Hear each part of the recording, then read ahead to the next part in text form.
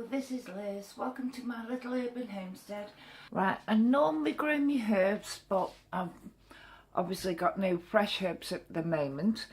I went shopping yesterday and they were selling these up because they were coming up to date. There's parsley and thyme. So what I've done is hung them over the cooker because that will help to dry them out, and then I'll have my own dried herbs. More herbs I got was some basil, and they're selling that off cheap.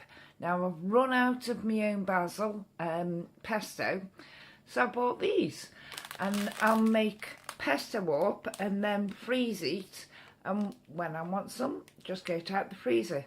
So I thought I'll show you how I make my pesto. First of all, the pesto and that has got pine nuts in. Well, pine nuts are fairly expensive. I do like hazelnuts. So we're heating the pan up so we can dry roast some nuts.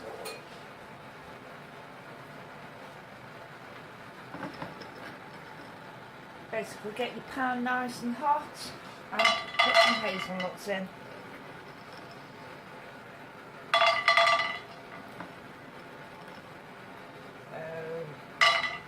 That'll do. And that's all you have to do. And I tend to leave them in the pan for a bit, and it just helps them a little bit more.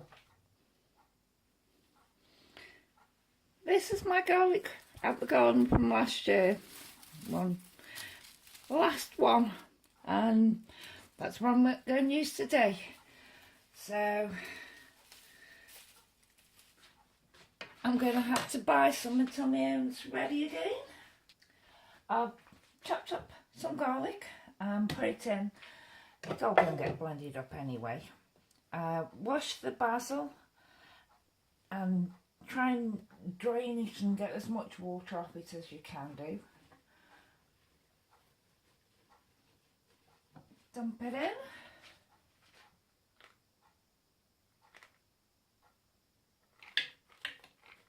Put some of the nuts in.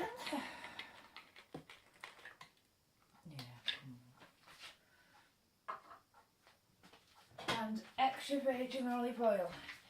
Now, I don't put in as much as they say at first because I'm freezing it. When I take the things out, I add more virgin olive oil to it, and also cheese in that. So at this stage, you don't need it. And just pulse a bit. And just have a little look at it. And we'll be needing a bit more, I think.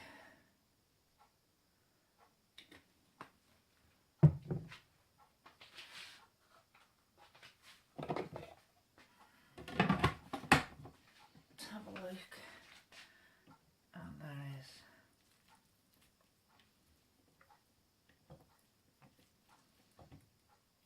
Yeah, that's looking quite nice. Let's have a little taste.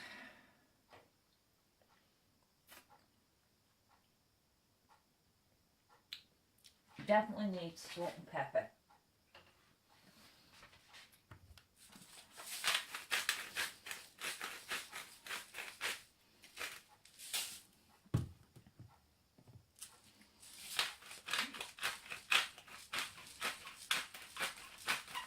And sometimes put chilli in as well, but not always. See how that tastes now.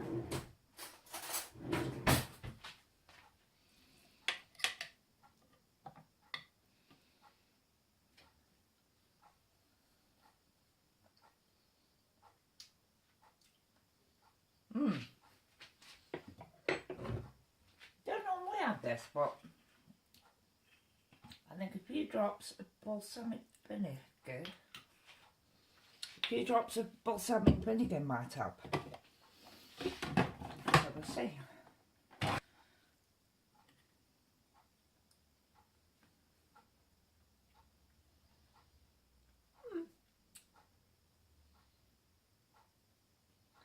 not bad. It will taste nicer with cheese in it and everything on your pasta. Lovely. The reason I saved some nuts is because the first lot that went in were very, very small now. I like some larger nuts.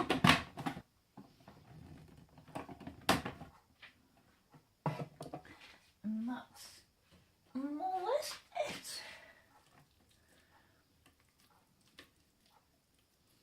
As I say, it's a lot thicker than the pesto you buy in that, primarily because it's going to be in the freezer. So why do you want to put a load in? Just put some in. I also like walnuts.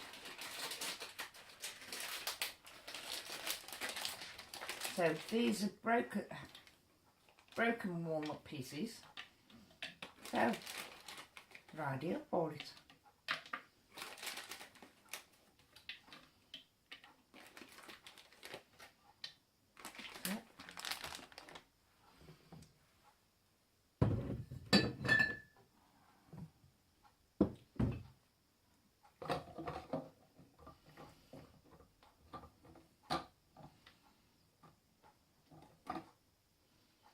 Now, sometimes I freeze them in ice cube trays, but I've got these little tubs out, so I think I'll put them in there.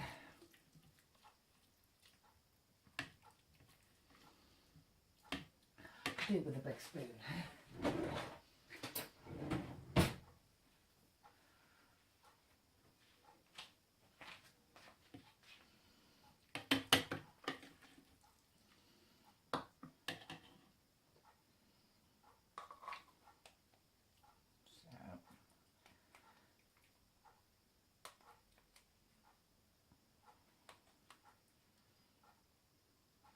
See, half fill the pot. Let me see from there. Half fill the pot, and then when I take it out of the freezer and I'm going to use it, I'll probably add, not fill the pot with the extra virgin olive oil, but half do it again. So it'll make it go further, and then I add the cheese to it and everything. And there's a little pot for the freezer. As you can see, 3 little pots for the freezer, and it was just 2 bags of basil. If you grow your own basil, it's even cheaper. I've run out of the pesto from last year's basil, so I thought this was good to carry me on another couple of months. But if you've got nasturtiums, you can eat the flowers of the nasturtiums, and but the leaves, you can also make quite a good pesto out of the leaves of nasturtiums. And even if you're not growing vegetables, you might be growing nasturtium flowers, so you can actually have a crop of them. Because I have still got a bit of nasturtium in the freezer. But that's that. Thank you. Bye.